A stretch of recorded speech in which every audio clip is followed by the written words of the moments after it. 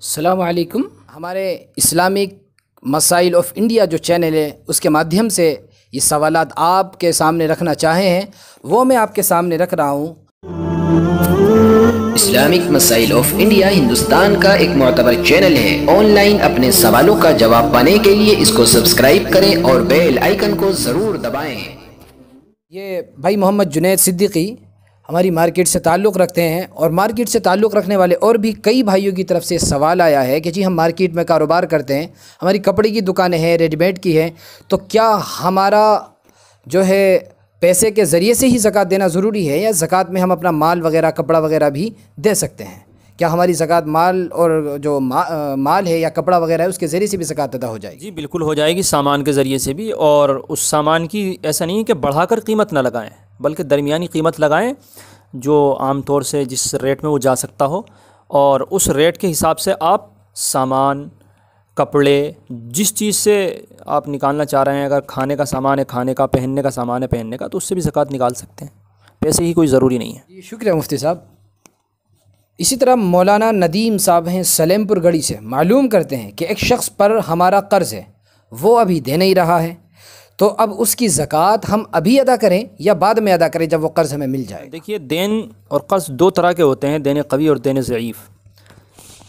अगर आपका कर्ज़ ऐसा है कि उसके मिलने की उम्मीद ही ख़त्म हो गई है, आपको नहीं मिलेगा, तो उसकी ज़कात ही नहीं है, जब मिल जाएगा तो दे दें।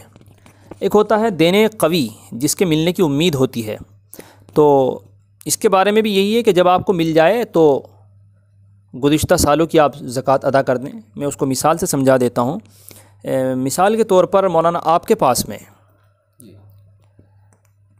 1 लाख रुपए हैं, वो आपने अपने किसी दोस्त को कर्ज़ दे रखे हैं 1 लाख रुपए, और उन पर साल भी गुज़र गया, 2 साल गुज़र गए, 3 साल गुज़र गए, मिलने की उम्मीद है लेकिन अभी नहीं मिल पा रहे हैं किसी वजह से। तो मसला ये है कि जब वो मिल जाएं आपको, अगर 3 साल में मिले, तो जब वो 3 साल में आपको मिले तो गुज़िश्ता 3 सालों की आपको ज़कात अदा करनी चाहिए। अच्छा। लेकिन इसमें एक बेहतर तरीक़ा ये है कि जिस कर्ज़ के मिलने की उम्मीद हो तो उसकी हर साल ज़कात निकालते रहना चाहिए। उसकी एक बरकत ये है कि ज़कात से, क्योंकि माल महफूज होता है, तो ऐसा हो सकता है कि आप अगर उस माल की ज़कात हर साल अदा करते रहें तो उसकी बरकत से अल्लाह ताला आपकी माल की हिफाजत फरमाकर जल्दी वापस करा दे। तो इसलिए बेहतर यह है कि उसको अभी अदा कर देना चाहिए। मुफ्ती साहब, अगला सवाल भाई नूर मोहम्मद है अफजलगढ़ से, वो रखते हैं कि हमारा सामान गिरवी रखा हुआ है, तो क्या हम उसकी ज़कात देंगे या उसकी ज़कात का क्या हिसाब होगा? ज़रा इस बारे में समझा दें। गिरवी रखे हुए सामान पर ज़कात नहीं है। इस तरह ये हमारे भाई इसहाक मैकपुर से और भाई मोहम्मद फैज़ान सिद्दीकी अफजलगढ़ से इस सवाल करते हैं कि जिससे ज़कात दी जा रही है, कि हम जिसको ज़कात दे रहे हैं क्या उसको बताना ज़रूरी है कि भाई ये ज़कात है, या बस यूं ही उसको बग़ैर बताए दे दे तो भी ज़कात अदा हो जाएगी? नहीं, उसे बताने की कोई ज़रूरत नहीं है कि ये ज़कात के पैसे हैं। बस आप बग़ैर बताए भी अगर दे देते हैं तो आपकी ज़कात अदा हो जाएगी। आपको देते वक्त नियत होनी चाहिए कि मैं ये पैसे जो दे रहा हूँ ज़कात के दे रहा हूँ, उनको बताना कोई ज़रूरी नहीं है। मुफ्ती साहब, कई भाइयों ने मुझसे सवाल किए, नाम जहन में नहीं रहा चूँकि फ़ोन कॉल्स वगैरह के ज़रिए से किए थे, कि क्या हम सगे बहन भाई को, जिस तरह सगी बहन है अगर वो परेशान है तो क्या हम उसको ज़कात दे सकते हैं? इस तरह सगा भाई है क्या उसको ज़कात दे सकते हैं? इस तरह चचा वगैरह को भी क्या ज़कात दी जा सकती है? इस बारे में थोड़ा सा रोशनी और डालें। जी हाँ, दे सकते हैं इन लोगों को ज़कात। अपने उसूल और फ़ुरू को नहीं दे सकते, मतलब अपनी औलाद को और अपने ऊपर के माँ बाप दादा वगैरह को, भाई बहन को दे सकते हैं। मुफ्ती साहब, बहुत सारे भाई हमारे यहाँ पर ये सवाल कर रहे हैं कि जिस तरह लॉकडाउन चल रहा है और काफ़ी टाइम हो गया है, तो बहुत सारे घरों का हाल ये है कि वहाँ कमाने वाले लोग थे, लेकिन अब चूँकि काम बंद होने की वजह से कोई कमाने वाला नहीं रहा।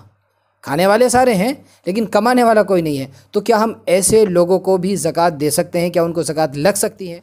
देखिए, ज़कात का मामला शुरू में बता दिया गया है कि ज़कात ऐसे शख्स को लगती है कि जिसकी मिल्कियत में 52.5 तोला चांदी या उसकी कीमत या कुछ सोना वगैरह ना हो, कुछ भी पैसे ना हो, तो वो आदमी जो है मुस्तहिक़ ज़कात कहलाता है। ये जो चल रहा है आजकल के उनके यहाँ खाने कमाने वाला कोई नहीं था या वो बेवा है, तो ये मेयार नहीं है ज़कात देने के। कितने, अगर बेवा है लेकिन उसके पास में सोना चांदी रखा हुआ है तो उसको ज़कात नहीं लगने की, आपकी ज़कात अदा नहीं होने की। इसी तरीके से लॉकडाउन है लेकिन खाने कमाने के लिए नहीं है, पैसे नहीं हैं, रकम नहीं है आपके पास, उनके पास में, लेकिन घर के अंदर चांदी या सोना रखा हुआ है, तो उनको भी ज़कात नहीं लगनी। आप इमदाद करिए, आप इमदाद के ज़रिए से मदद कीजिए उन लोगों की। अल्लाह ने दिया है तो रमज़ान का महीना है और ये मौका है, इमदाद से भी ख़र्च करना चाहिए। ज़्यादा ज़कात ही को नहीं लगाना चाहिए हर जगह। और वो इससे पहले भी जो सवाल आया बहन भाइयों का, तो बहन भाइयों को लग तो सकती है ज़कात, लेकिन ऐसे मौके पे बेहतर ये है कि बहन भाइयों को भी इमदाद ही लगानी चाहिए। तो नाज़रीन, आज के सवाल व जवाब का सिलसिला यहाँ पर मुकम्मल होता है। जो बचे हुए सवाल हैं और इसी तरह फ़ितरे से मुताल्लिक़ इंशाअल्लाह अगली क्लिप में हम आपको बताएंगे। आप हमारे साथ में जुड़े रहें और वीडियो को शेयर करें अपने दोस्तों तक। ये मसाइल है, इसको शेयर करना और दूसरों तक पहुँचाना भी सदक़ा जारिया है, लिहाजा आप भी सदक़ा जारिया में हिस्सा लें और चैनल से हमारे जुड़ें। जज़ाकल्लाह।